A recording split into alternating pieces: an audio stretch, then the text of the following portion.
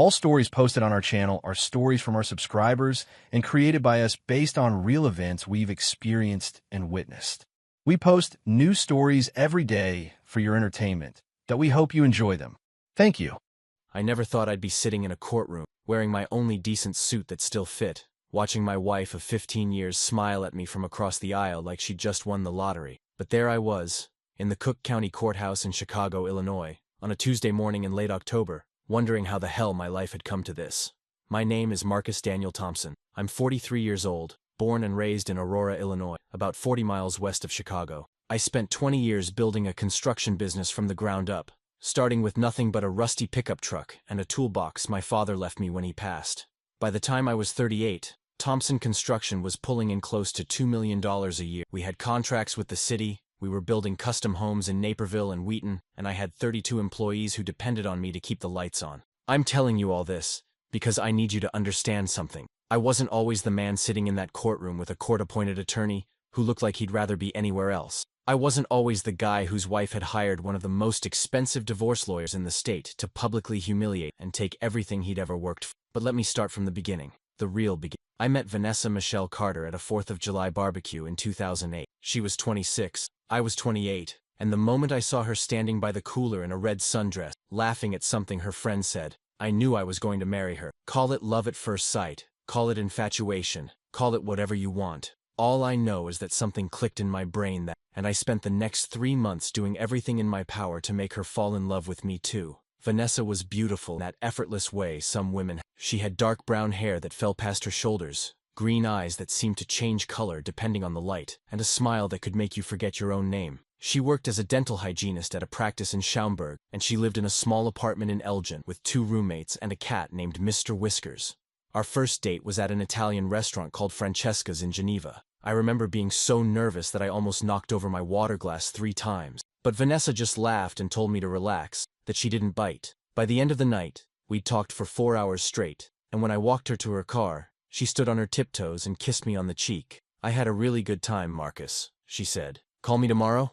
I called her that night. We got married in June of 2009, in a small ceremony at a church in Batavia. Her parents were there, looking skeptical about the construction worker their daughter had chosen to spend her life with. My mother was there, crying happy tears and telling anyone who would listen that her boy had finally found a good woman. We had our reception at a VFW with a DJ who played too much country music and a cake that my aunt made herself. It wasn't fancy, it was ours, and for a long time, that was enough. The first few years of our marriage, we bought a small house in North Aurora, a 2-bedroom fixer-upper that I spent every weekend renovating. Vanessa would bring me lemonade while I worked, and we'd sit on the front porch at sunset, talking about our plans for the future. She wanted kids.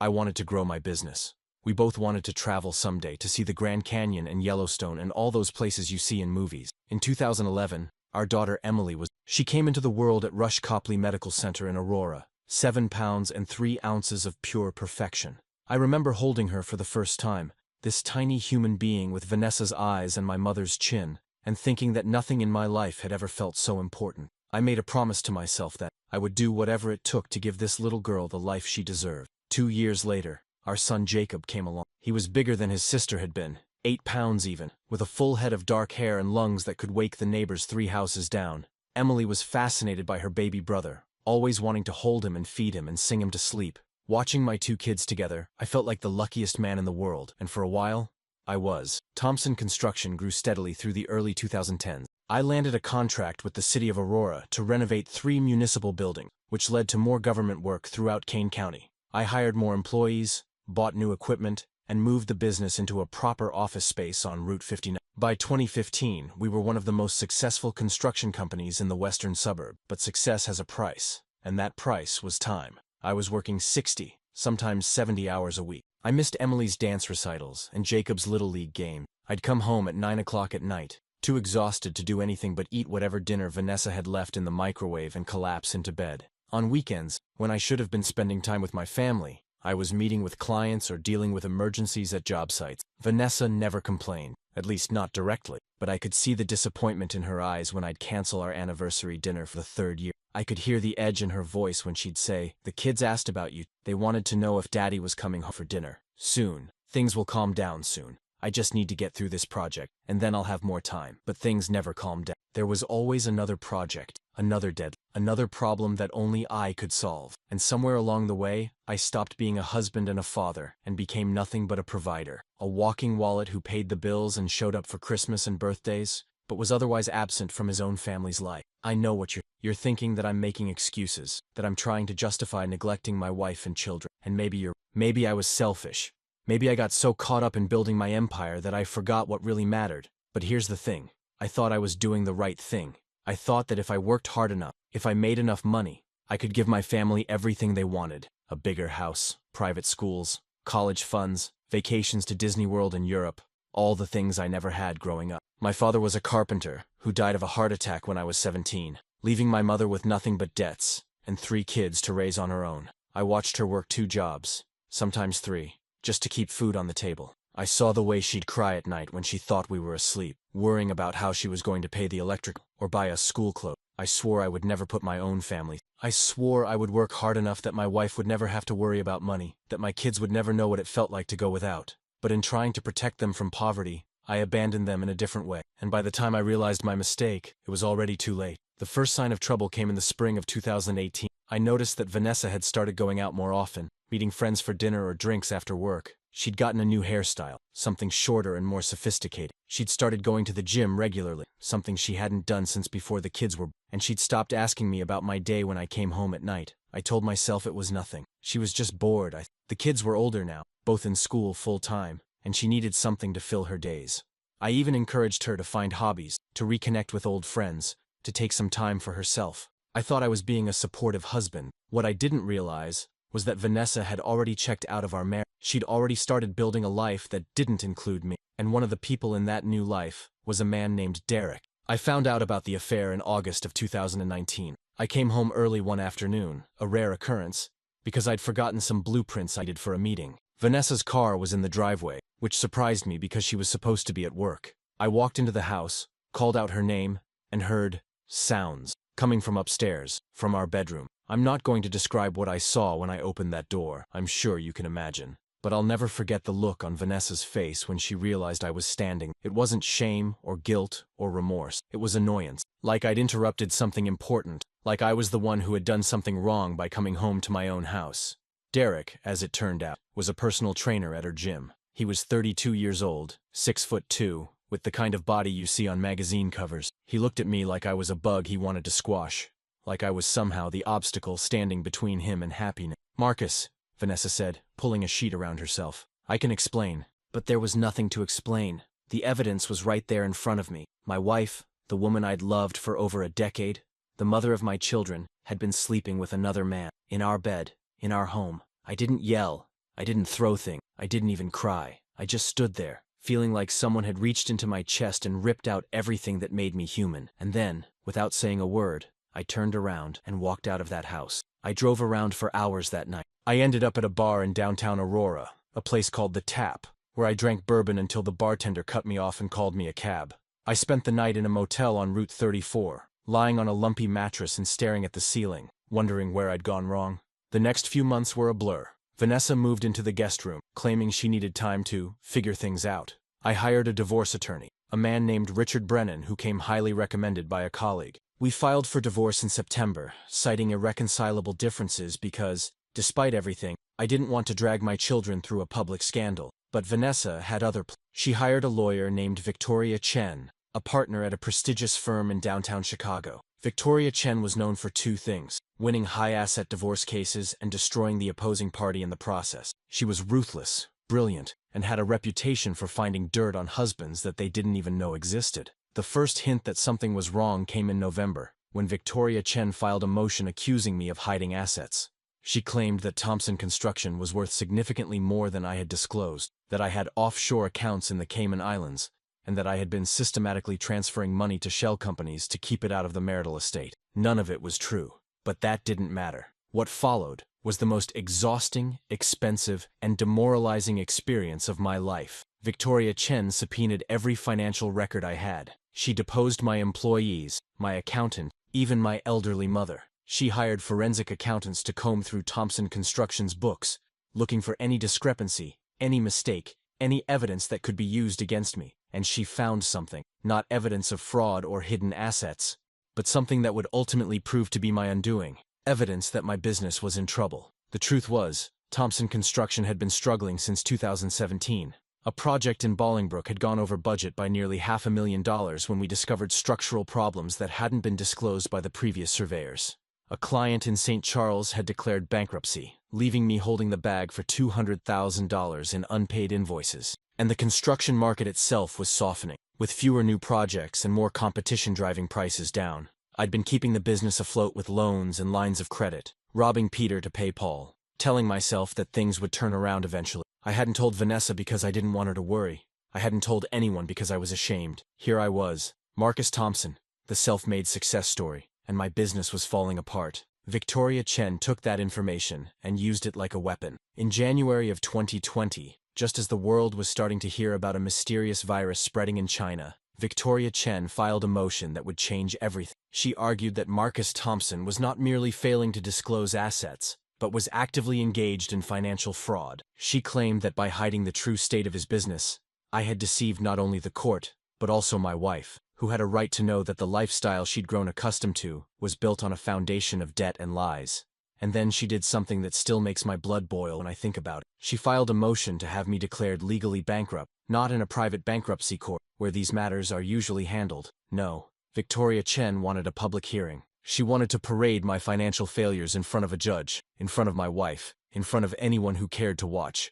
She wanted to humiliate me, and she succeeded. The hearing was scheduled for February 18, 2020, in courtroom 1502 of the Richard J. Daley Center in downtown Chicago. It was a Tuesday, cold and gray, with a bitter wind coming off Lake Michigan that cut right through your coat. I remember standing outside the building, looking up at that massive Picasso sculpture in the plaza, wondering if this was really happening. My attorney, Richard Brennan, had done his best to prepare me for what was coming. "They're going to try to make you look bad," he said. "Victoria Chen is going to paint you as a liar and a cheat. Your job is to stay calm, answer the questions honestly, and let the evidence speak for itself." But as I walked into that courtroom and saw Vanessa sitting at the plaintiff's table, looking smug and confident in her designer suit, I realized that the evidence didn't matter. The truth did. The only thing that mattered was the narrative that Victoria Chen had constructed, that I was a failure, a fraud, and a man who didn't deserve anything. Little did I know that the judge presiding over the case would ask a single question that would turn everything upside down. But I'm getting ahead of myself. The Honorable Sandra R. Whitfield was not what I expected. When you think of a judge, you probably picture someone old and stern, with gray hair and a permanent scowl.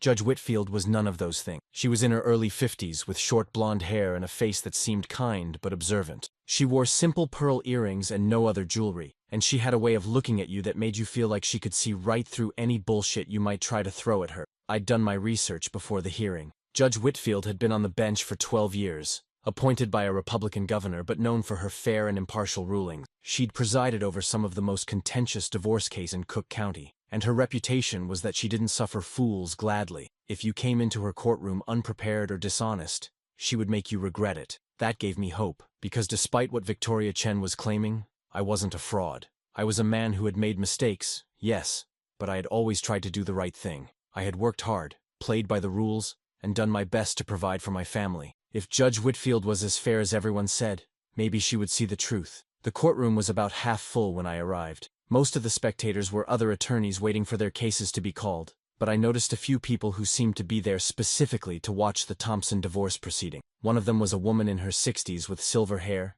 and an expensive coat, who I later learned was Vanessa's mother, Patricia Carter. She was sitting in the front row behind the plaintiff's table, looking at me with undisguised contempt. I took my seat at the defense table, next to Richard Brennan, and tried to slow my racing heart. My hands were shaking, so I clasped them together on the table in front of me. Across the aisle, Vanessa was whispering something to Victoria Chen, who nodded and smiled. Victoria Chen was exactly as intimidating as her reputation suggested. She was tall and slender, with straight black hair pulled back in a severe bun and glasses that made her like a strict school teacher. She was probably in her mid-40s, but she had an ageless quality, like she'd been born in a courtroom and would die in one. When she looked at me, there was no emotion in her eyes. I was just another opponent to be defeated, another husband to be destroyed. At exactly 9:00 a.m., the bailiff announced, "All rise, the Honorable Sandra R. Whitfield presiding." Judge Whitfield entered through a door behind the bench, her black robe swishing as she walked. She sat down, arranged some papers in front of her, and then looked up at the room. "Please be seated," she said. Her voice was calm but authoritative. "We are here today for the matter of Thompson versus Thompson, case number 2019 D-04521. This is a hearing on the petitioner's motion to declare the respondent legally bankrupt and to determine the distribution of marital assets. Is counsel ready to proceed?" Victoria Chen stood up. "Yes, Your Honor." Victoria Chen for the petitioner. Richard Brennan stood up beside me. Richard Brennan for the respondent. "Ready to proceed." "Very well," Judge Whitfield said. "Ms. Chen, you may make your opening statement." Victoria Chen walked around the plaintiff's table and stood in front of the judge, her hands clasped behind her back. "Your Honor, this case is about deception. For 15 years, Marcus Thompson presented himself to my client as a successful businessman, a good provider, and an honest partner. My client gave up her career to raise their children, trusting that her husband was building a future for their family. But that trust was misplaced." She paused, letting her words hang in the air. "Through our investigation, we have discovered that Thompson Construction is not the thriving enterprise Mr. Thompson. In fact, the company is deeply in debt, owing nearly $1.2 million to various creditors. Mr. Thompson has lines of credit maxed out at multiple banks. He has unpaid invoices, delinquent taxes, and judgments pending against him. And yet, throughout this divorce proceeding, Mr. Thompson has consistently misrepresented the value of his assets."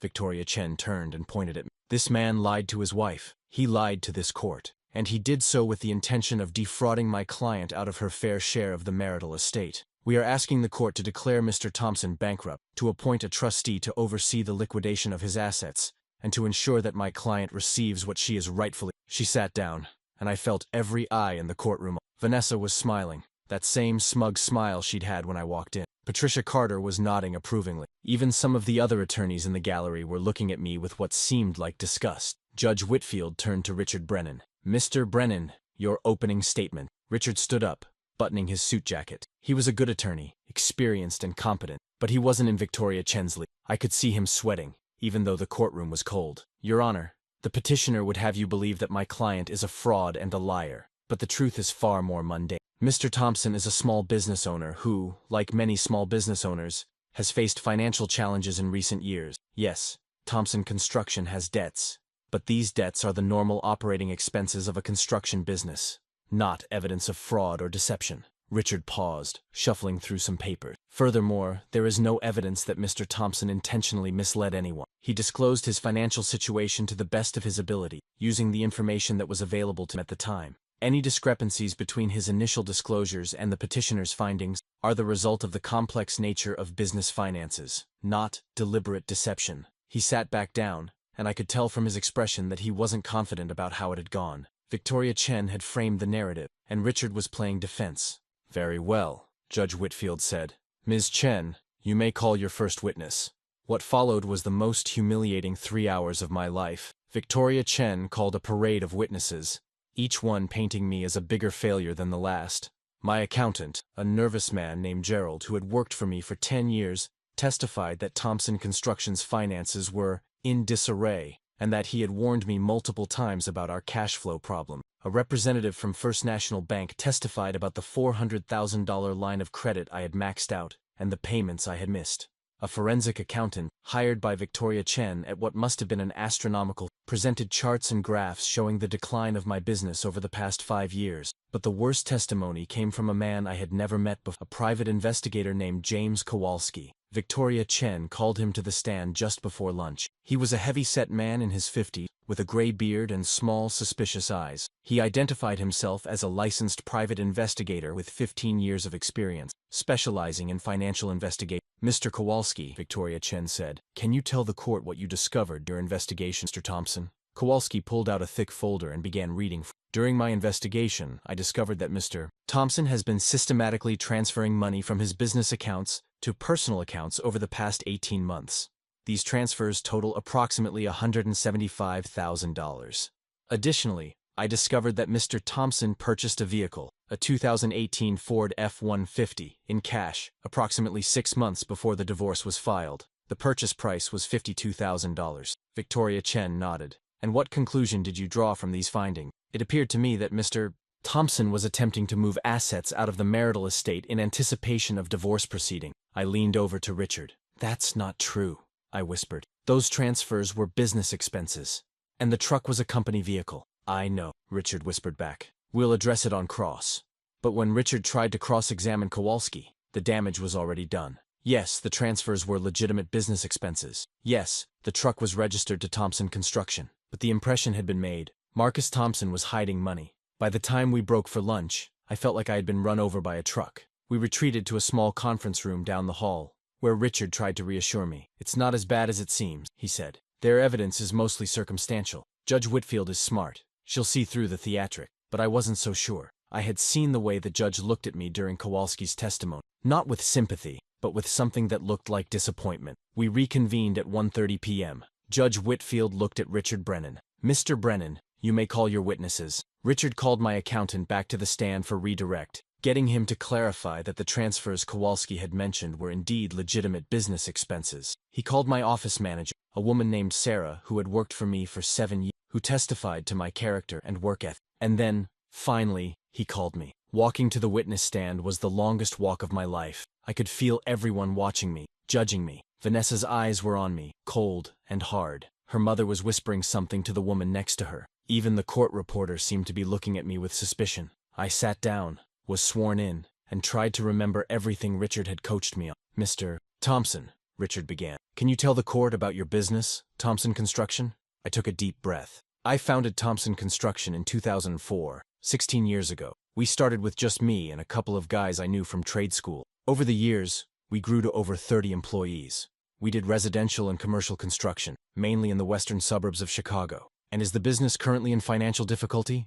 Yes, I admit. We've had some tough years recently. A few projects went over budget. Some clients didn't pay their invoices. It's been challenging. But is it accurate to say that you are bankrupt? No, I said firmly. We have debts, but we also have assets. We have equipment, vehicles, ongoing projects. If we liquidate everything, we can pay off our creditor. It's not ideal, but it's not bankruptcy. Richard nodded. Now, Mr. Thompson, the petitioner has alleged that you deliberately hid assets from your wife. Is that true? Absolutely not. I never hid anything, Vanessa. I admit that I didn't tell her how bad things had gotten with the business, but that wasn't to deceive her. I was embarrassed. I thought I could turn things around and I didn't want to worry her. And the transfers that Mr. Kowalski mentioned? Legitimate business expenses. Payroll, materials, subcontractors. I can document every single one of them. Richard continued his direct examination for another 20 minutes, walking me through my finances, my business practices, my marriage. I tried to be honest and forthcoming, to present myself as a man who had made mistakes but wasn't a criminal. Then it was Victoria Chen's turn. She stood up slowly, letting the silence build. Then she walked toward me, her heels clicking on the marble floor. Mr. Thompson, she said, her voice dripping with false sweetness. You testified that you didn't tell your wife about your business problems because you were embarrassed. Is that correct? Yes. So you admit that you kept important financial information from your spouse? Yes, but not to deceive her. But you did deceive her, didn't you? By letting her believe that everything was fine when it wasn't? I suppose, technically, yes or no, Mr. Thompson. Did you allow your wife to believe that your business was successful when, in fact, it was failing? I hesitated. Yes. Victoria Chen smiled. Thank you. Now, let's talk about your marriage. You testified that you worked 60 to 70 hours a week. Is that correct? Sometimes, yes. And during all those hours you were working, your wife was at home, raising your children, correct? Yes. She gave up her career to support your ambitions, didn't she? She chose to stay home with the kids. We discussed it and agreed. Answer the question, Mr. Thompson. Did your wife give up her career? Yes. And now, after 15 years of sacrificing her own professional development to support you, she discovers that the business she sacrificed for is worthless.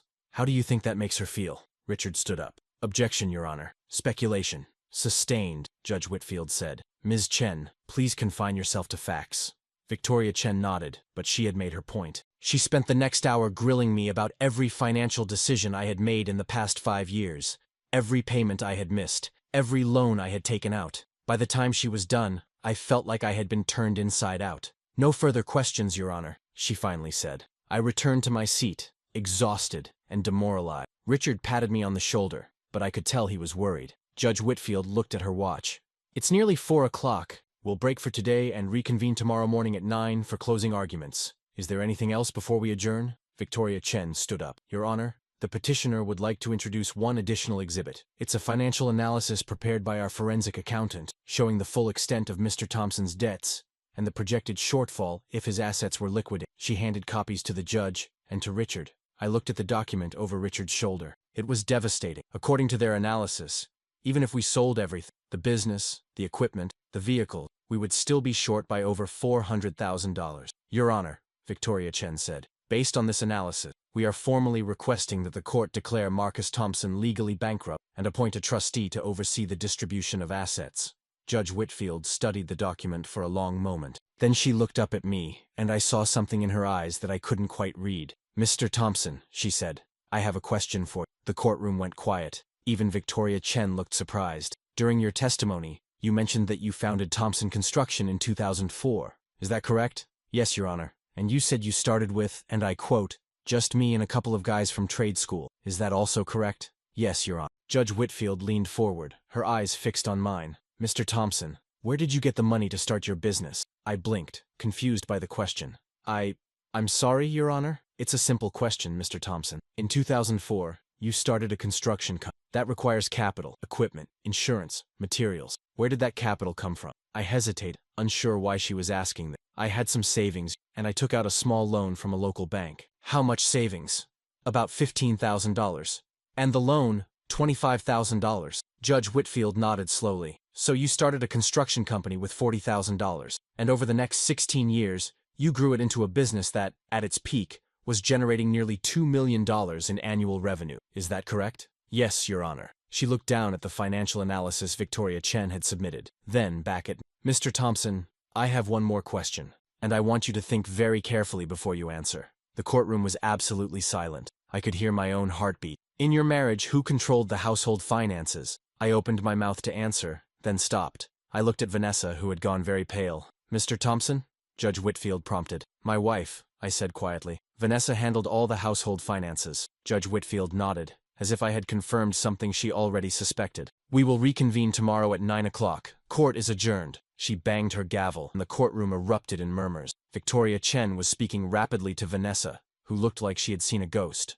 Richard grabbed my arm. What just happened? I asked him. Richard shook his head slowly, a small smile forming on his face. I'm not sure, he said, but I think Judge Whitfield just opened a door that Victoria Chen was trying very hard to keep closed. I had no idea what, but I would find out soon enough. That night, I couldn't sleep. I was staying at a Residence Inn in Schaumburg, a depressing extended-stay hotel that had become my home since Vanessa had effectively taken over our house. The room smelled like stale coffee and industrial cleaner, and the bed had a suspicious dip in the middle that made my back ache. But it was cheap, and cheap was all I could afford. I lay there in the dark, staring at the ceiling, replaying Judge Whitfield's question in my mind. In your marriage, who controlled the household finances? Why had she asked that? What did it matter? Sure, Vanessa had handled the bills, the bank accounts, the credit cards. But that was just a division of labor, wasn't it? I was too busy with the business to deal with the day-to-day stuff at home, so Vanessa took care of it. That was how it worked in most marriages, as far as I knew. But the way Judge Whitfield had asked the question, the way Vanessa had reacted. I sat up in bed and turned on the lamp. My laptop was on the nightstand, plugged in and charging. I opened it and logged into my personal email. For years, I had ignored the household finances, trusting Vanessa to manage them. She paid the mortgage, the utilities, the kids' school fees. She bought the groceries, the clothes, the Christmas presents. Every month, I transferred a certain amount from the business account to our joint checking account, and that was the extent of my involvement. But now, lying in that hotel room, I realized that I had no idea what Vanessa had actually been doing with that money. I opened a browser and navigated to our bank's website. Vanessa had set up the account years ago, and she had always been the one to log in and check the balance. I had the username, but I couldn't remember the password. I tried a few combinations, Vanessa's birthday, our anniversary, the kids' birthdays, but nothing worked. After 3 failed attempts, the system locked me out. I sat back, frustrated. Then I had another idea. I pulled up the website for First National Bank, where Thompson Construction had its business. I logged in with my credentials and navigated to the account history. I had always kept a close eye on the business finances, even during the tough time, but I had never paid attention to the automatic transfers I made to the household account. I scrolled back through the records, month by month, year by year, and what I found made my blood run cold. For the past 15 years, I had been transferring $8,000 per month from the business account to our joint checking account. That was $96,000 per year. or $1,140,000 over the course of our marriage. But according to the records Victoria Chen had submitted, my household had been living on far less than that. The mortgage on our house in North Aurora was $1,800 per month. The property taxes were about $7,000 per year. The utilities, insurance, and other bills added up to maybe another $1,500 per month. Even accounting for groceries, the kids' activities, and miscellaneous expenses, our household costs shouldn't have exceeded $60,000, which meant that every year there was roughly $36,000 unaccounted for. Over 15 years, that was $540,000. Where the hell had it gone? I barely slept that night. At 6 in the morning, I gave up trying and called Richard Brennan. "Marcus, it's 6 a.m., he said groggily. "I know, I'm sorry, but I need you to do something." I explained what I had found, the discrepancy between what I had given Vanessa and what our household expenses should have been. Richard was silent for a long moment. "That's interesting," he finally said, "but I'm not sure what it proves. Maybe she was saving it. Maybe there were expenses you're not aware of." "Richard, I need to know where that money went. Can we subpoena her bank records?" "We already have her financial disclosures. She submitted them during discovery. But were they accurate? You saw how Victoria Chen went after me for supposedly hiding assets. What if Vanessa was doing the same thing?" Richard was quiet again. Then he said, "Let me make some calls. I'll see you in court." I arrived at the courthouse early, before anyone else. I sat on a bench in the hallway, watching lawyers and clients stream by, and tried to organize my thoughts. Judge Whitfield had asked about who controlled the household finances. That meant she suspected something. But what? And how could I prove it? At 8:45, Richard appeared with his briefcase and a look of barely contained excitement. "I found something," he said, sitting down next to me. "What?" "I called in a favor with a friend at the county assessor's office. Your house in North Aurora? The one you and Vanessa bought in 2010? What about it?" "There's a second mortgage on it, taken out in 2016, for $150,000. I stared at him. "A second mortgage? I never agreed to a second mortgage. Your signature is on the documents." "That's impossible. I never signed anything like that." Richard pulled out a photocopy and handed it to me. It was a loan agreement from a company called American Home Lending, dated March 15, 2016. At the bottom was a signature that looked like mine but wasn't. "That's not my signature," I said. "Are you sure?" "Richard, I've been signing my name the same way for 40 years. That's not it. Look at the T in Thompson. I always cross it with a long stroke to the right. This one is crossed straight across." Richard examined the document. "You're right. It's close, but it's not the same. Vanessa forged my signature. It looks that way, but that's not all. Remember that $540,000 you couldn't account for? I did some digging, and I found where at least some of it went." He handed me another document. It was a deed for a property in Sedona, Arizona, a 3-bedroom house with a pool and a view of the Red Rocks. "It was purchased in 2017 for $425,000, Richard said. "The buyer is listed as Vanessa Carter." "Carter? Her maiden name?" "Yes. She bought it without your knowledge, using funds from your household accounts. And here's the kicker. The property is currently listed for sale for $650,000. I couldn't believe what I was hearing. While I had been working myself to death trying to save the business, while I had been lying awake at night worrying about how to pay my employees and keep the lights on, my wife had been siphoning money into a secret property in Arizona. "Why would she do this?" I asked, more to myself than to Richard. "I think I know," Richard said grimly. "I did some research on Derek, the personal trainer she was having an affair with. His full name is Derek James Morrison. He's 32 years old, originally from Tucson, Arizona. And guess what? He's been living in Sedona for the past 6 months, in a house that matches the description of the property Vanessa purchased." The pieces fell into place with sickening clarity. Vanessa had been planning this for years. She had been taking money from our household, forging my signature on a second mortgage, buying property in Arizona, and setting up a new life with her boyfriend. And now she was using Victoria Chen to declare me bankrupt, to take whatever was left, to leave me with nothing. It wasn't just an affair. It was a long-term scheme to steal my life's work. "Can we use this?" I asked Richard. "We can try," he said, "but we need to be careful. Victoria Chen is going to fight hard to keep this out of evidence. She might argue that it's not relevant to the bankruptcy question, or that we should have raised it during discovery." "What about the forged signature?" "That's fraud." "Yes, and we can pursue that separately. But for now, let's focus on getting through today. I'll introduce the Arizona property during my closing argument and see how Judge Whitfield reacts." We entered the courtroom at 8:55. Vanessa was already there, seated at the plaintiff's table with Victoria Chen. She looked different today, nervous, fidgety. She kept glancing at me, then looking away. "She knows," I thought. "She knows that I know." Judge Whitfield entered at exactly 9 o'clock. She looked rested and alert, her blonde hair perfectly styled, and her pearl earrings gleaming under the fluorescent lights. "Good morning," she said. "We are resuming the matter of Thompson versus Thompson. Ms. Chen, are you ready to proceed with your closing argument?" Victoria Chen stood up, smoothing her jacket. "Yes, Your Honor." She walked to the center of the courtroom, facing the judge. "Your Honor, the evidence presented yesterday makes the situation clear. Marcus Thompson is a man who misrepresented his finances to his wife, to his creditor, and to this court. He allowed his wife to believe that he was a successful businessman when, in fact, his company was drowning in debt. He transferred money in suspicious patterns, purchased assets without disclosure, and failed to meet his financial obligations." She paused for a "My client entered this marriage with trust. She sacrificed her career to raise their children, believing that her husband was building a secure future for their family. That trust was betrayed. Now, the only way to ensure that Mrs. Thompson receives her fair share of the marital estate is to declare Mr. Thompson bankrupt and appoint a trustee to oversee the distribution of assets. We ask the court to grant our motion." She sat down. Judge Whitfield turned to Richard. "Mr. Brennan, your closing argument." Richard stood up, his hands trembling slightly, but when he spoke, his voice was steady. "Your Honor, Ms. Chen has presented a compelling narrative, but like all narratives, it leaves out certain inconvenient facts." He walked to the center of the courtroom, deliberately mirroring Victoria Chen's positioning. "Yes, Thompson Construction has debts. Yes, Mr. Thompson struggled to keep his business afloat during difficult economic times. But the evidence also shows that Mr. Thompson has assets, equipment, vehicles, ongoing contracts that can be used to satisfy his creditors. Bankruptcy is a drastic remedy, and it's not warranted in this case." He paused. "But there's something else the court should know, something that Ms. Chen's narrative conveniently omits." Victoria Chen's head snapped up. Vanessa shifted in her seat. "Your Honor, during my investigation in preparation for today's hearing, I discovered that Mrs.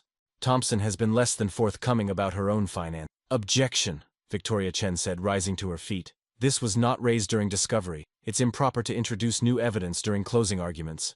"Your Honor, this evidence only came to light last night. It is directly relevant to the question of who has been hiding assets in this marriage."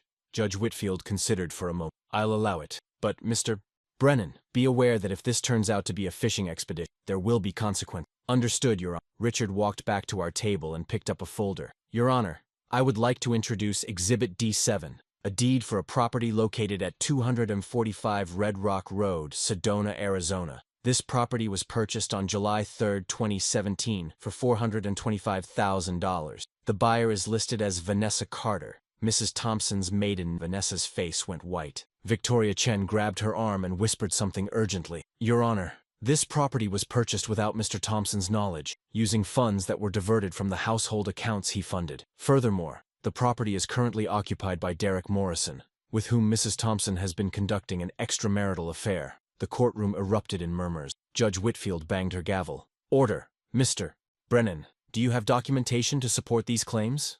"Yes, Your Honor." Richard handed her the deed, along with property records showing the current occupant. "We also have bank records showing transfers from the Thompson household account to an account in Mrs. Thompson's maiden name, which was then used to purchase this property." Judge Whitfield studied the documents for several minutes. Then she looked up at Victoria Chen. "Ms. Chen, were you aware of this property?" Victoria Chen hesitated. "Your Honor, I would need to confer with my client." "Were you aware of this property, Ms. Chen?" A long pause. "No, Your Honor, I was not." Judge Whitfield turned to Vanessa. "Mrs. Thompson, is it true that you purchased this property without your husband's knowledge?" Vanessa looked at Victoria Chen, who gave a slight nod. Yes, Your Honor. But I can explain. And is it true that you used funds from your household accounts to make this purchase?" "The money was mine too," Vanessa said, her voice rising. "He gave me that money to run the household. I had every right to—" "Is it true, Mrs. Thompson, that you forged your husband's signature on a second mortgage to obtain additional funds?" Dead silence. Vanessa's mouth opened and closed, but no sound came. "I'll take that as a yes," Judge Whitfield said coldly. She turned back to Victoria Chen. "Ms. Chen, it appears that your client has been engaged in financial misconduct at least as serious as anything she accused Mr. Thompson of. Do you wish to withdraw your motion?" Victoria Chen was silent for a long moment. Then she said, "Your Honor, may I request a brief recess to confer with my client? You may have 10 minutes. Court is in recess." Judge Whitfield banged her gavel, and the courtroom dissolved into chaos. I sat frozen in my seat, unable to believe what had just happened. Richard sat down next to me, grinning. "How did you know?" I asked him. "How did you know about the Arizona property?" "I didn't," he admitted. But Judge Whitfield's question yesterday about who controlled the household finances, it got me thinking. If Vanessa was the one managing the money, she was also the one with the opportunity to hide it. I just followed the trail. I looked across the courtroom at Vanessa, who was arguing heatedly with Victoria Chen. For the first time since this whole nightmare began, I felt something other than despair. I felt hope. The 10-minute recess stretched into 30. Victoria Chen and Vanessa disappeared into a conference, their voices occasionally rising loud enough to be heard through the door. Patricia Carter, Vanessa's mother, joined them at some point, adding her own sharp tones to the mix. I sat at our table, staring at the wall, trying to process everything that had happened. 15 years of marriage, 15 years of trust, and all of it had been a lie. Richard was on his phone, making calls, gathering more information. At one point, he looked up and said, "Marcus, I need to ask you something. The second mortgage, when it was taken out in 2016, did you notice anything different around that time? Any unusual purchases? Any changes in Vanessa's behavior?" I thought back. 2016, the kids would have been 5 and 3. We were living in the North Aurora house, which I had finished renovating a couple of years earlier. My business was doing well, not great, but well. She remodeled the kitchen, I said suddenly. I remember because I thought it was strange. The kitchen I had built was perfectly good, but she insisted on tearing it out and putting in all new cabinets and countertops. She said it was outdated. How much did that cost?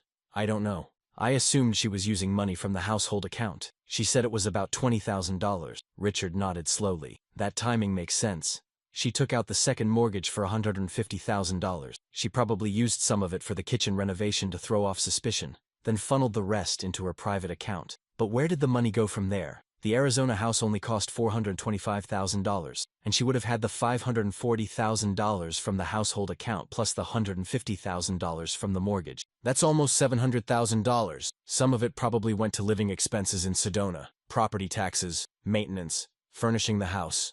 But you're right, there's still a gap. Either she spent it on something else, or she's got it stashed somewhere. Before I could respond, the conference room door opened and Victoria Chen walked out. She looked rattled. Her perfect composure finally cracked. Vanessa followed behind her, her eyes red from crying. Judge Whitfield returned to the bench, and everyone took their places.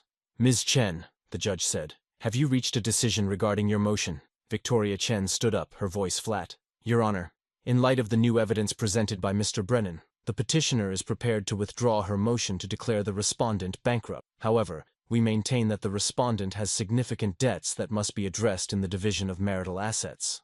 "I see," Judge Whitfield said. "And what about the property in Sedona? What about the forged signature on the second mortgage?" "Your Honor, those are matters that can be addressed separately." "No, Ms. Chen, those matters will be addressed now." Victoria Chen's jaw tightened. "Your Honor, I must object. This hearing was scheduled to address the bankruptcy motion, not to relitigate the entire divorce. And yet, the evidence before me suggests that your client has been engaged in a pattern of financial fraud that is directly relevant to the division of marital assets. I will not allow this case to proceed until I have a complete picture of both parties' finances."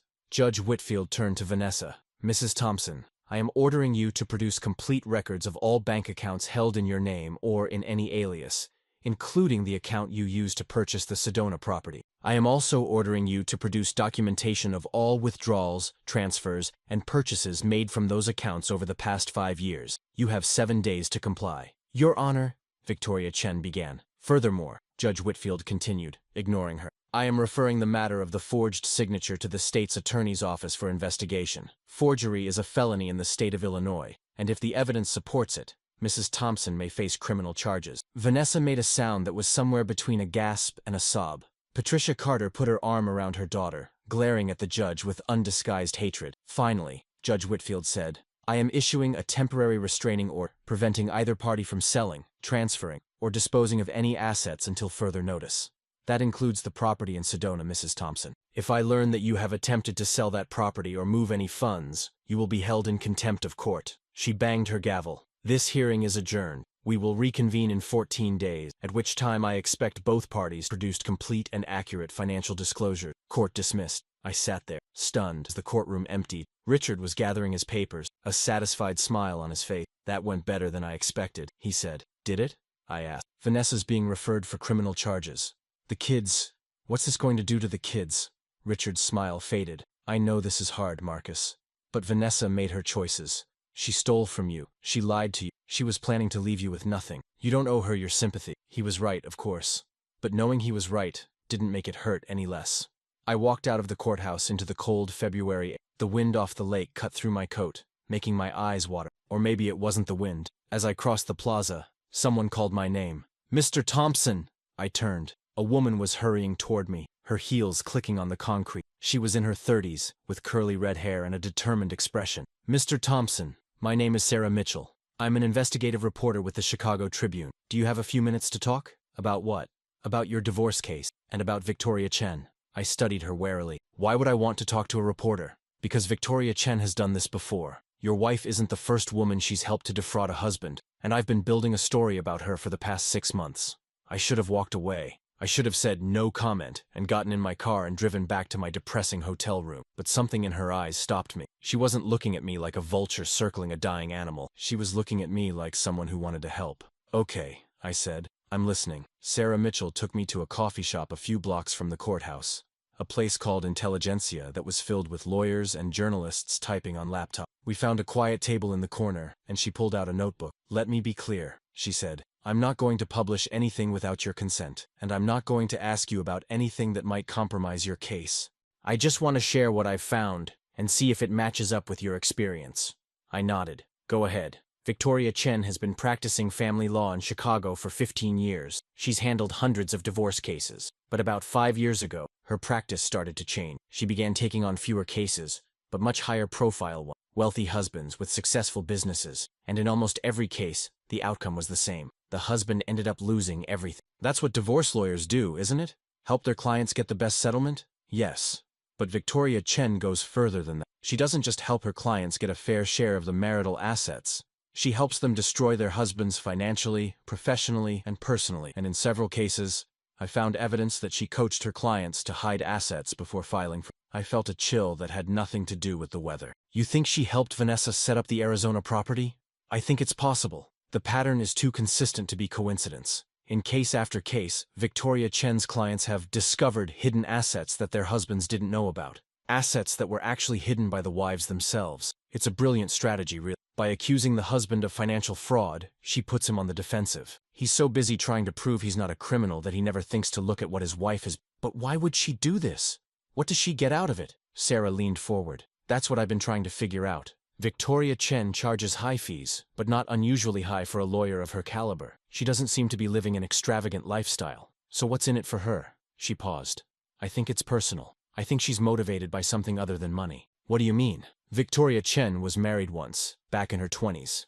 Her husband was a real estate developer, Robert Chen. They divorced in 2003, and it was ugly. Robert claimed that Victoria had been hiding money throughout their marriage, that she had secret accounts he didn't know about. Sound familiar? So she learned these tricks from her own divorce? Maybe. Or maybe she was already doing it and got caught. Either way, after the divorce, Robert Chen went bankrupt. His business collapsed. He lost everything. And a year later, he killed himself." I stared at her. "Victoria Chen drove her own husband to suicide?" "I can't prove that," Sarah said carefully. "But I think it shaped her worldview. I think she sees herself as a crusader, helping women escape from controlling, wealthy husbands. And I think she's willing to bend the rules to make that happen." I sat back, trying to absorb all of this. "What do you want from me?" I asked. "I want your story." "Not now. I know you need to get through your divorce first. But after it's over, I want to write about what happened to you, and I want to include it in a larger investigation of Victoria Chen's practices. And if I do that, if I talk to you, what happens to her? If I can prove what I think I can prove, she could be disbarred, she could face criminal charges, and more importantly, other men in your situation could be warned about what they're up against." I thought about it. I thought about all the sleepless nights, the humiliation in the courtroom, the feeling of helplessness as my life was torn apart. "Okay," I said. "When this is over, I'll talk to you." Sarah smiled and handed me her card. "I'll be in touch, Mr. Thompson.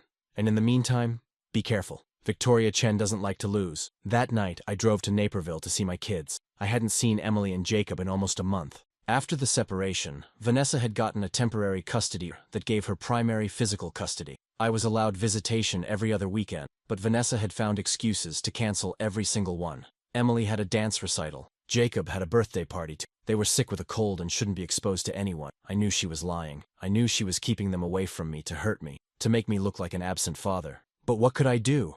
If I showed up at the house uninvited, she would call the police.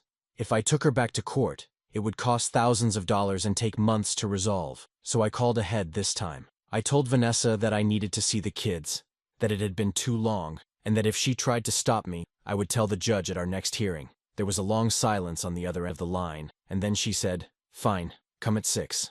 You can take them to dinner, but have them back by 9. The house in North Aurora looked the same as it always had, a modest 2-story colonial with a red door and a basketball hoop in the driveway. I had built that basketball hoop myself on Jacob's 5th birthday, staying up until midnight to assemble it, while Vanessa held the flashlight. I parked on the street and walked up the driveway. My heart was pounding. What would they think of me? What had Vanessa told them about why I wasn't around? I rang the doorbell, and after a long moment, the door opened. It was Emily. My daughter was 11 years old now, almost 12. The last time I had seen her, she had still looked like a little, but now I could see traces of the young woman she was becoming. The same dark hair as her mother, the same green eyes, but with something of my mother's determination in her jaw. "Hi, Dad," she said. "Hi, sweetheart."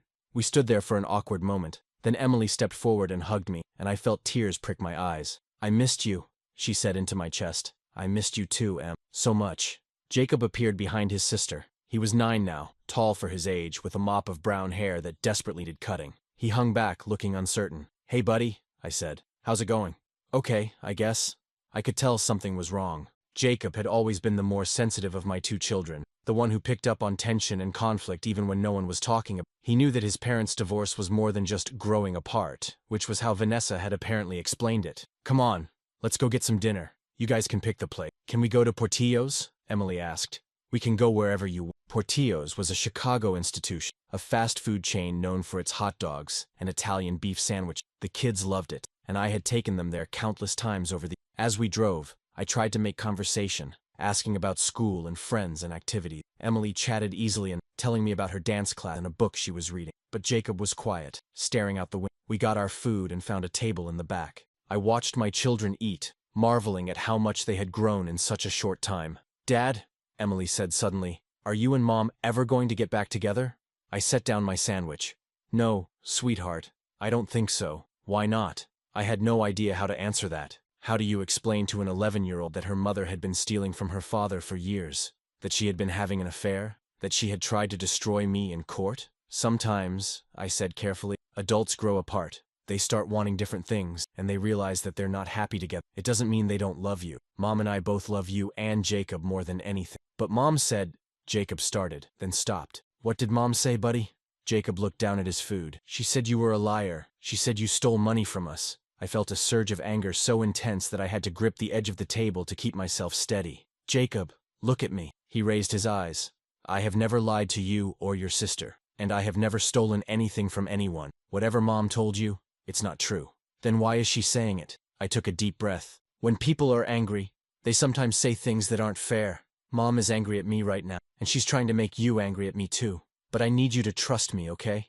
I need you to trust that I would never do anything to hurt you." Jacob nodded slowly. Emily reached across the table and took my hand. "We trust you, Dad," she said. Those words meant more to me than I could ever express. We spent the rest of dinner talking about happier things. Jacob's soccer team, Emily's upcoming dance recital, a video game they both wanted for Christmas. For a couple of hours, I almost forgot about the divorce, about the bankruptcy motion, about all the chaos and pain of the past few months. But when I dropped them off at the house, reality came crashing back. Vanessa was waiting at the door. "Say goodbye to your father," she told her voice cold. "Bye, Dad," Emily said, hugging me again. "Bye, Dad," Jacob echoed. I watched them go inside, and then Vanessa stepped out onto the porch, closing the door behind her. "I heard what happened in court today," she said. "I figured you would. You think you've won, don't you? You think you're going to come out of this looking like the hero?" "I don't think anything, Vanessa. I just want what's fair." She laughed, a harsh, bitter sound. "Fair? You want to talk about fair? I gave you 15 years of my life, Marcus. I raised your children. I kept your house. I supported your career. And what did I get in return? A husband who was never home, who cared more about his business than his family, who couldn't even be bothered to show up for our anniversary. That doesn't give you the right to steal from me." "I didn't steal anything. I took what was mine. The Arizona property, the second mortgage. You forged my signature, Vanessa. That's a crime." Her eyes narrowed. "You don't know what you're talking about." "I know exactly what I'm talking about, and so does Judge Whitfield." For a moment I saw something in Vanessa's face that I hadn't seen before. Fear. She was scared. scared of what might happen to her, of the consequences she hadn't anticipated. But then the mask came back up, and she straightened her shoulders. This isn't over, Victoria says there are still things we can do. You won't win. I don't want to win, I said. I just want to move on. Can't we do that? Can't we just end this without destroying each other? She stared at me for a long moment, and then she said something that I'll never destroy you? Marcus, that's exactly what I intend to do. She went inside and slammed the door in my face. The next 2 weeks were a blur. Richard Brennan filed a motion demanding full disclosure of Vanessa's finances, and the court granted it. Vanessa's attorneys, Victoria Chen had brought in additional help by this point, objected at every turn, claiming attorney-client privilege, claiming the documents were irrelevant, claiming anything they could think of to stall. But Judge Whitfield wasn't having it. She set strict deadlines and made it clear that failure to comply would result in sanctions. Meanwhile, the referral to the state's attorney's office moved forward. A detective named Angela Rodriguez was assigned to investigate the forgery allegation. She was a no-nonsense woman in her 40s, with short gray hair and sharp eyes that missed nothing. She interviewed me for 3 hours, asking detailed questions about the second mortgage, about my signature, about Vanessa's access to my document. Mr. Thompson, she said at the end of the interview, I've seen a lot of forgery cases, and this one looks pretty clear-cut. Your wife's handwriting analysis is going to be key, but based on what you've shown me, I think we have a strong case. What happens if she's convicted? Forgery is a Class 3 felony in Illinois. Depending on her criminal history and the circumstances, she could face 2 to 5 years in prison. But more likely, if it's her first offense, she'd get probation and restitution. I thought about what that would mean for Emily and Jacob, their mother, a convicted felon, their father, the man who had put her there. Is there any way to, I don't know, work something out? Without a criminal trial? Detective Rodriguez studied me. You want to drop the charges? No. I don't know. I just don't want my kids to go through more trauma than they already have. That's not really up to you, Mr. Thompson. The state's attorney makes the final decision about whether to prosecute. But I can tell you that if your wife cooperates, if she returns the money, accepts responsibility, it's possible they might offer a plea deal that keeps her out of prison. It wasn't much, but it was something. In the middle of all this, Sarah Mitchell from the Tribune reached out again. I've been doing more digging, she said over the phone, and I found something interesting about Victoria Chen. What? She has a silent partner, someone who helps finance her high-profile cases in exchange for a cut of the settlements. Who? A man named Gregory Hastings. He's an investment banker, very wealthy, very connected. And here's the kicker. He was the one who connected your wife with Victoria Chen. How do you know that? I have sources. Gregory Hastings runs in the same social circles as your wife's parents. He's known the Carter family for years. When Vanessa started planning her divorce, Gregory introduced her to Victoria. My mind was racing. So this was all orchestrated. From the beginning, it looks that way. Gregory Hastings has a pattern of investing in divorces that target wealthy businessmen. He provides the capital for Victoria Chen's investigations, the forensic accountants, the private detectives, and in return, he takes a percentage of whatever the wife walks away with. That's outrageous. It's also potentially illegal. I'm working with my editors to figure out how to report this without compromising your case, but I wanted you to know what we're finding. I thanked her and hung up, my head spinning. This whole thing had been a setup. Vanessa, Victoria Chen, Gregory Hastings, they had all been working together to strip me of everything. The affair, the Arizona property, the bankruptcy motion, it was all part of a... And if Sarah was right, it wasn't even the first time they had done it. I called Richard and told him what I had learned. This is big, he said. If we can prove that Victoria Chen has a financial interest in the outcome of her cases, that's a major ethics violation. She could be disbarred. But can we use it? In our case? Not directly. It doesn't change what Vanessa did, but it does give us leverage. If Victoria Chen knows we're onto her, she might advise Vanessa to settle, rather than risk exposure. Then let's use it. Richard drafted a letter to Victoria Chen, laying out what we knew about Gregory Hastings and the pattern of cases they had been involved in. He didn't make any explicit threats, but the implication was clear. Settle this case fairly, or face the consequences. The response came 3 days later. Victoria Chen wanted a meeting. We met at a neutral location, a conference room at a mediation center in downtown Chicago. It was just the 4 of us, me and Richard on one side of the table, Victoria Chen and Vanessa on the other. Vanessa looked terrible. She had lost weight, and there were dark circles under her eyes. For the first time I felt a twinge of something that might have been sympathy. Whatever she had done, she was clearly suffering. Victoria Chen, on the other hand, looked as composed as ever. If our letter had rattled her, she didn't show it. Let's get straight to the point, she said. My client is prepared to withdraw all claims against Mr. Thompson's business assets. In exchange, she asks for the marital home, half of the retirement accounts, and sole physical custody of the children with generous visitation for Mr. Thompson. Richard shook his head. That's not acceptable. Your client forged my client's signature to obtain a fraudulent mortgage. She diverted hundreds of thousands of dollars to a secret property. She's facing criminal charges. And you want us to give her the house? The house has a second mortgage that Mr. Thompson's name is on, Victoria Chen pointed out. If he doesn't cooperate, he's liable for that debt. He didn't sign that. It was forged. The bank is investigating, and when they confirm it, that debt will be invalidated. Victoria Chen's expression flickered, just for a moment, but I saw it. She hadn't anticipated that we would go after the mortgage itself. Let me make a counter-proposal, Richard said. My client agrees to split the retirement accounts 50-50. He will pay child support at the statutory rate. He asks for joint physical custody, with a schedule to be determined by a mediator. The Arizona property will be sold, and the proceeds will be divided equally after repaying my client for the funds that were diverted. The marital home will also be sold, and the proceeds will be used to pay off the first mortgage. Any remaining equity will be divided. The second mortgage will be voided, pending the results of the bank's investigation. And the criminal charges? Richard glanced at me. I nodded. If Mrs. Thompson accepts this proposal and cooperates fully with the financial disclosure, my client will ask the state's attorney to consider a plea deal that includes probation rather than prison time. Victoria Chen conferred with Vanessa in hushed tones.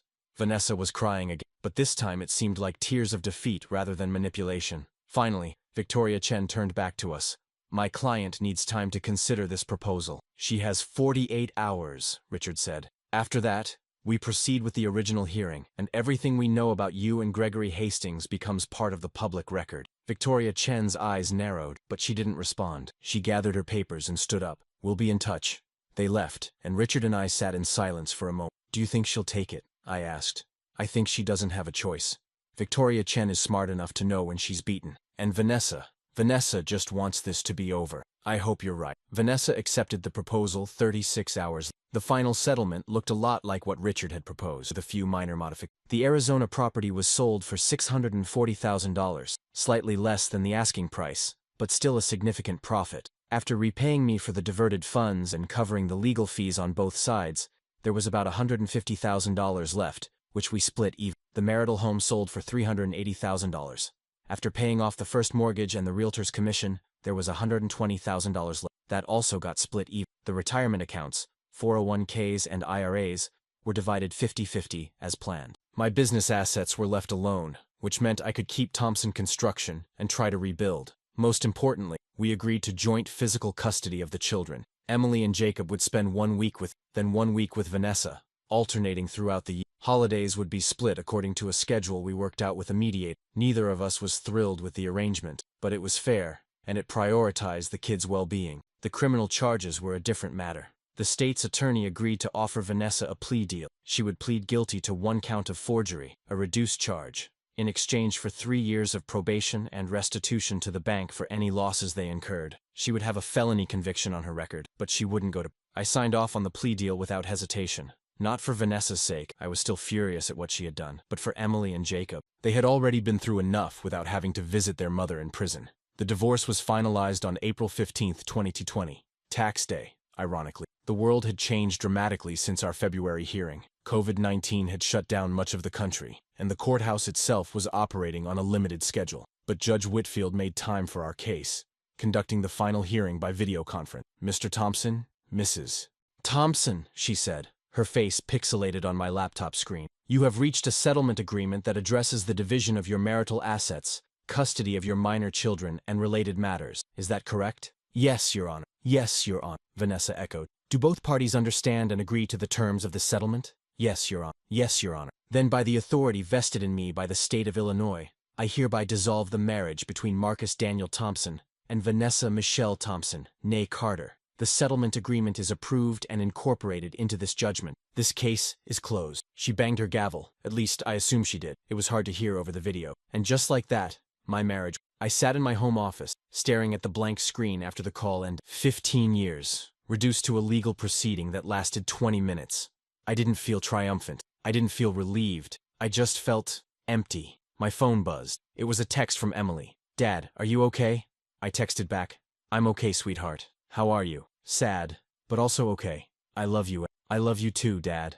I put down the phone and cried. The months that followed were the hardest of my life, and also, strangely, the most meaningful. Thompson Construction was in rough shape. The COVID-19 pandemic had brought the construction industry to a near standstill, with projects delayed or canceled and clients unable to pay their invoice. Several of my employees had to be laid off, and I spent many sleepless nights figuring out how to keep the business afloat. But I also had something I hadn't had in years: time. With the divorce behind me and the custody arrangement in place, I suddenly had entire weeks to spend with my children. Emily and Jacob came to stay with me in the small apartment I had rented in Geneva, a 2-bedroom unit on the second floor of a converted Victorian house. Nothing fancy but clean and comfortable. At first, it was awkward. The kids were used to the big house in North Aurora, with their own rooms and a backyard and all the comforts they had grown up with. My apartment had a shared bathroom, a kitchen the size of a closet, and a view of the parking lot. But we made it work. Emily and I developed a routine. Every morning during her weeks with me, we would get up early and have breakfast together. Scrambled eggs and toast, usually, though sometimes pancakes on the weekends. We would talk about her day ahead, her friends, her classes.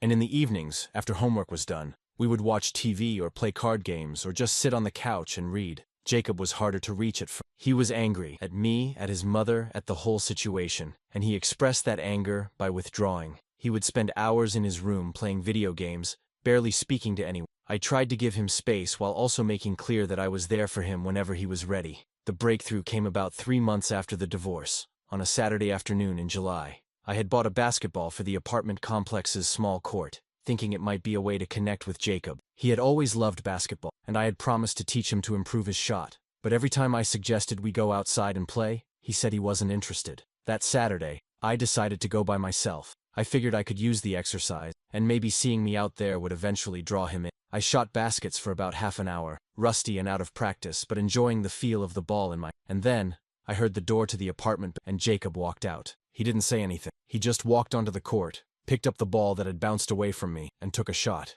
It went in. "Nice," I said. He retrieved the ball and shot again. Another basket. "You've been practicing," I said. "Sometimes," he mumbled. At school, we played for an hour, just the two of us, passing and shooting and occasionally talking. By the end, we were both sweating and laughing, and something had shifted between us. The wall that Jacob had built was starting to come down. "Dad," he said as we walked back to the apartment, "I'm sorry I've been acting weird. You don't have to apologize, buddy. You've been through a lot. I know, but I was blaming you for the divorce. Mom said it was your fault, and I believed her. But I've been thinking about it. I don't think it was that simple." "It wasn't," I agree. "Your mom and I both made mistakes. We both did things we shouldn't have done. But none of that was your fault or Emily's fault. You know that, right?" "Yeah," he said. "I know." We hugged, right there in the parking lot, and I felt something in my chest loosen. My son was going to be okay. We all were. In September of 2020, Sarah Mitchell's article about Victoria Chen was published in the Chicago Tribune. It was a bombshell. The piece detailed multiple cases in which Victoria Chen had represented wives in high-asset divorces, coaching them to hide assets and accuse their husbands of fraud. It exposed her connection to Gregory Hastings, the investment banker who had been financing her cases in exchange for a cut of the settlements. And it included interviews with several former clients of Victoria Chen's husbands, men who had lost everything and had no idea that they had been set up. My story was part of the article, though Sarah had been careful to focus on the facts without sensationalizing. She described the bankruptcy motion, the Arizona property, the forged signature, and the eventual settlement. She also described how Judge Whitfield's question about who controlled the household finances had blown the case wide open. The reaction was immediate and intense. Within days, the Illinois Attorney Registration and Disciplinary Commission announced that it was opening an investigation into Victoria Chen's conduct. Gregory Hastings was subpoenaed by the SEC to explain his investments in divorce cases, and several other women who had been clients of Victoria Chen came forward to admit that they had been coached to hide assets and accuse their husbands of fraud. Victoria Chen herself disappeared. According to Sarah's sources, she had hired her own attorney and was cooperating with investigators in exchange for a reduced sanction. Her law license was eventually suspended indefinitely, and her firm dissolved. I read the article on my phone, sitting in my apartment while the kids were at school. It was surreal to see my story in print, to know that thousands of people were reading about the worst experience of my life. But there was also a sense of vindication. The truth had come out. Victoria Chen would never do to another man what she had tried to do to me. That afternoon, I got a call from a number I didn't recognize. "Mr. Thompson, this is Detective Rodriguez." "Detective, what can I do for you?" "I just wanted to let you know that we're wrapping up the investigation into your wife's forgery case. The bank has confirmed that the signature on the second mortgage was fraudulent, and they've agreed to void the debt. Your wife's plea deal is finalized, 3 years probation, as we discussed. Thank you for letting me. There's one more thing. During our investigation, we discovered that your wife wasn't acting alone. She had help forging the documents. Help? From who? Her mother, Patricia Carter. We found evidence that Mrs. Carter paid a professional forger to create the fake signature. She's been charged with conspiracy to commit forgery. I sat there, stunned. Patricia Carter, Vanessa's mother, the woman who had glared at me in the courtroom, had helped orchestrate the whole thing. What happens to her now? She'll face trial unless she takes a plea deal. Given her age and lack of criminal history, she'll probably get probation too. But she'll have a felony record. I thought about Patricia Carter, with her expensive coats and her air of superiority. I thought about how she had looked at me like I was dirt beneath her feet. Good, I said. That's good. In December of 2020, Emily had her dance recital. It was the first live performance since the pandemic began, held outdoors at a park in Naperville to comply with social distancing guidelines. The weather was unseasonably warm for December, 50 degrees and sunny, and the audience sat on folding chairs spread across the grass. I arrived early to get a good seat. Emily had been practicing for months, preparing a solo routine that she had choreographed herself. It was going to be her best performance yet, she told me, and I had promised I would be there no matter what. And I was. Front row, center, with my phone ready to record. When Emily took the stage, really just a raised platform with a portable bar, I felt my heart swell with pride. She was wearing a pale blue leotard and a flowing white skirt, and her hair was pulled back in an elegant bun. She looked so grown up, so poised, so far from the little girl who used to jump on my bed on Sunday morning. The music started, a classical piece, something by Tchaikovsky, and Emily began to dance. She was beautiful. There was no other word for it. Her movements were graceful and precise. Her expressions were emotional and authentic, and she commanded the stage like she had been born there. I watched, transfixed, as my daughter performed the routine she had worked so hard on. And then, about halfway through, something happened. A gust of wind came out of nowhere, catching Emily's skirt and throwing her off balance. She stumbled, nearly fell, and for a heart-stopping moment I thought the whole performance was going to be ruined. But Emily didn't fall. She recovered, found her balance, and kept dancing. Not only that, she incorporated the stumble into her routine, turning it into a dramatic moment that looked intentional. The audience gasped, then applauded, as Emily spun and leaped and finished her performance with a triumphant pose. When it was over, I was on my feet, cheering louder than anyone. Emily looked out at the audience, found me in the crowd, and smiled. After the recital, I took her out for ice cream at a place called Graham's in downtown Geneva. We sat at a table by the window, watching the Christmas lights twinkle on the storefront. You were amazing, Em. Thanks, Dad. I was so scared when I almost fell. But you didn't fall. You recovered. That was the most impressive part. She licked her ice cream cone, thoughtful. Dad, can I ask you something? Of course. Do you ever think about Mom? Like, do you miss her? I considered the question carefully. I miss the person she used to be, I said. Or maybe the person I thought she was. But the person who did those things to me, to our family. No, I don't miss her. I miss her sometimes. Emily, but it's hard. When I'm with her, she's always talking about you, saying bad things, and I know most of it isn't true. But it makes me feel, I don't know, confused. That's understandable. Divorce is confusing for everyone, especially kids. But I want you to know something. No matter what happened, no matter what anyone says, I love you. That will never change. I know, Dad. I love you too. We sat there for a while long, father and daughter, watching the world go by. And for the first time in a long time, I felt at peace. By the spring of 2021, things were starting to look up. Thompson Construction had survived the pandemic, thanks to a combination of government loans, cost-cutting, and sheer determination. We weren't thriving, but we were stable, with enough work to keep my remaining employees busy, and enough cash flow to pay the bills. The kids were adjusting to the new normal. Emily was excelling in school and her dance classes, and she had made a group of close friends who came over to my apartment for movie nights. Jacob had joined a club soccer team and was becoming a confident, outgoing kid again. The anger that had consumed him after the divorce had faded, replaced by a maturity that sometimes surprised me. And I had started dating again. Her name was Rachel, and I met her at a coffee shop in Geneva, the same Starbucks I went to every morning for my usual grande Americano. She was a nurse at Northwestern Medicine, a single mom with a 7-year-old son named Dylan. She had warm brown eyes, an easy laugh, and a way of making me feel like everything was going to be okay. We took things slowly at first. Coffee turned into dinner, dinner turned into weekend outings with our kids. Emily and Jacob liked her, which was important to me, and Dylan was a sweet kid who adored having older siblings to look up to. It wasn't perfect. There were awkward moments, misunderstandings, the inevitable adjustments that come with blending two families, but it was real, and it was good. And for the first time since my marriage fell apart, I could see a future that didn't involve loss. One Sunday afternoon, Rachel and I were sitting on my apartment balcony, watching the kids play in the courtyard below. It was April, and the trees were just starting to bud. "Marcus," Rachel said, "can I ask you something?" "Of course. Do you ever regret it?" "Getting married, knowing how it ended." I thought about the question. I regret a lot of things about my marriage. I regret working too much. I regret not paying attention when things started to go wrong. I regret trusting someone who didn't deserve my trust. I paused. But I don't regret the marriage itself, because without it, I wouldn't have Emily and Jacob. And they're the best things that ever happened to me. Rachel nodded, understanding. "I feel the same way about my ex," she said. "He was a disaster in a lot of ways, but he gave me Dylan, so I can't regret it." She reached over and took my hand. "I'm glad I met you, Marcus Thompson."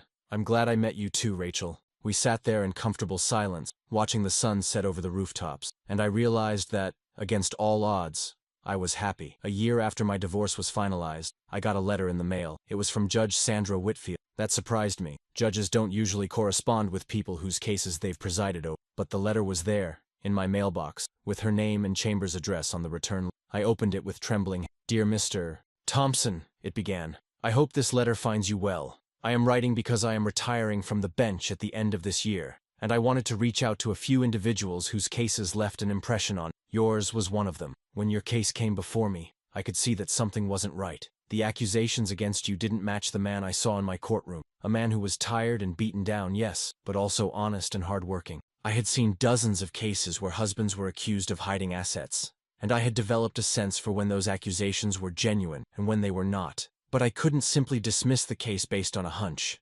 I needed evidence.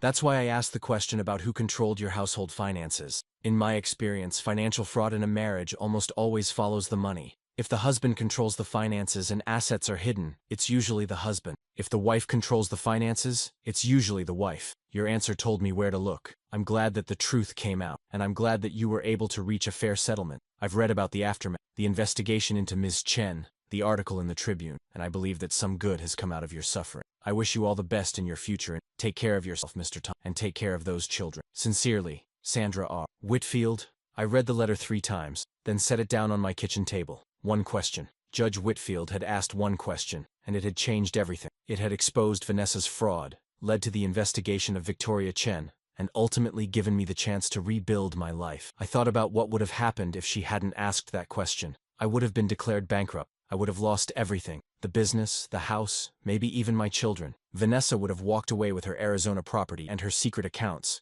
and I would have been left with nothing. But Judge Whitfield had seen through the deception. She had seen me. Not the man Victoria Chen had tried to portray, but the real me, the man who had made mistakes, but had never been dishonest, and she had given me justice. I pulled out a piece of paper and wrote a reply. "Dear Judge Whitfield, thank you for your letter, and congratulations on your retirement. You deserve it after so many years of service. I want you to know that your question in the courtroom that day changed my life. I was at my lowest point, convinced that I was going to lose everything, but you saw the truth when no one else could, and you gave me the chance to fight back. My life is good now. My business is recovering. My children are thriving. I'm in a relationship with a wonderful woman who makes me happy. None of this would have been possible without your wisdom and integrity. Thank you, Judge Whitfield. Thank you for asking the question that nobody else thought to ask. With gratitude, Marcus Daniel Thompson." I sealed the letter and put it in the mail the next morning. It's been 5 years since my divorce was finalized, and I'm writing this from the deck of my new house in Batavia. Yes, I said, house. Thompson Construction rebounded after the pandemic, better than ever. We landed a major contract with a development company in Naperville, and from there, the work just kept coming. I hired back all the employees I had let go, plus a few more. Last year we crossed the $2 million mark again, and we're on track to hit $3 million this year. But my greatest achievement isn't professional, it's personal. Rachel and I got married in the summer of 2023, in a small ceremony at a vineyard in Galena. Emily was my best man, she insisted, and Jacob was a groomsman. Dylan, Rachel's son, carried the ring. It was a beautiful day, surrounded by the people I loved, and I cried like a baby when Rachel walked down the aisle. We bought the house in Batavia a year later, a 5-bedroom place with a big backyard and plenty of room for all the kids. Emily is 17 now, about to start her senior year of high school. She's been accepted to several colleges and is leaning towards studying dance at Northwestern. Jacob is 15, a starting midfielder on his high school soccer team, and already talking about playing in college. And Dylan, who just turned 12, has become like a son to me, smart, funny, and obsessed with video games. Vanessa is still around, of course. She served her probation without incident and has been working as a dental hygienist again. We have a cordial relationship. Not friendly exactly, civil. The kids split their time between our houses, and we manage the logistics like two business partners rather than ex-spouses. Patricia Carter, Vanessa's mother, passed away last. Pancreatic cancer, diagnosed too late to treat. I didn't attend the funeral, but I sent flowers. Whatever she had done to me, she was still the kids' grandmother, and they deserved to mourn her. Victoria Chen, as far as I know, never practiced law again. The last I heard, she was living in Florida, far from the world she had once dominated. And Gregory Hastings, the investment banker who had financed her schemes, he was indicted by the SEC for securities fraud, convicted, and sentenced to 5 years in federal prison. Justice, in the end, has a way of catching up with everyone. I think about Judge Whitfield sometimes, about that question she asked in the courtroom, the question that changed everything. I've tried to apply the lesson of that moment to my own life. Look beyond the obvious, follow the money, and never trust appearances. But the biggest lesson I've learned is simpler than that. Life knocks you down sometimes. People betray you. Dreams fall apart. But if you keep getting up, if you keep fighting for what matters, you can build something better. My name is Marcus Daniel Thompson. I'm 48 years old, remarried, and happier than I've ever been. I almost lost everything, my business, my home, my children. But in the end, I didn't lose. I won. And it all started with one question.